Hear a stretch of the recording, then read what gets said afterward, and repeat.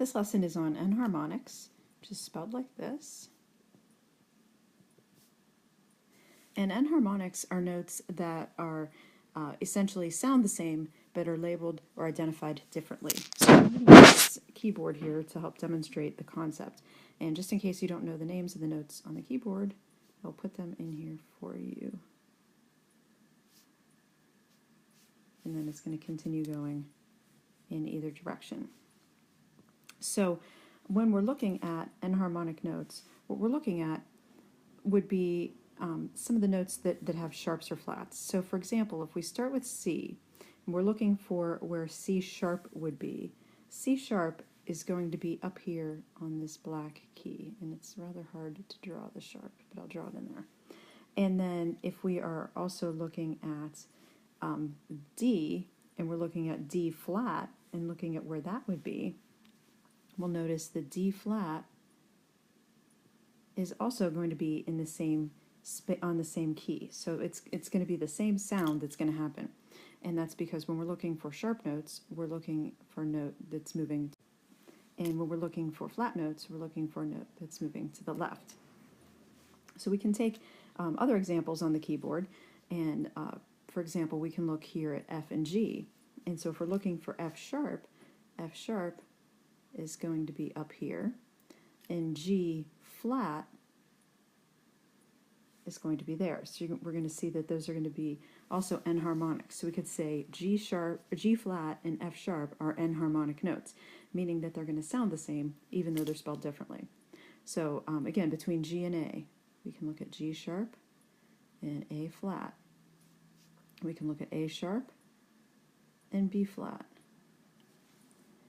Now there are some places on the keyboard, like E and F and B and C, where there is no black note between the two keys. So if we have E sharp, just like we did above, we're just going one key to the right to get the sharp note. And so that's E sharp and F are enharmonic notes. Just like we could say F, if we're looking at F flat, we're just taking F, we're going one note in that direction. So we could say E and F flat are enharmonic notes. We can do the same thing up here with B and C.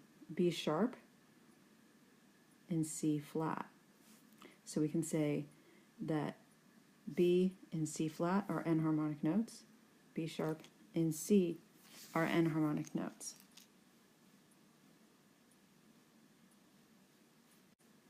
We can also take a look at what these would look like on a staff. So if I draw a staff down here,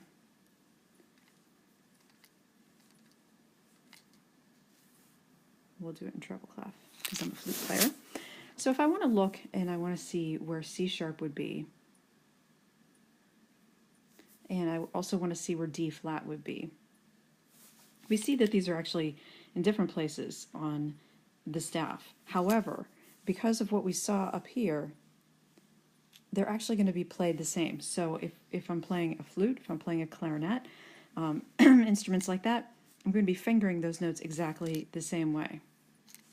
The same is true if, for example, I have a C and I have a B sharp.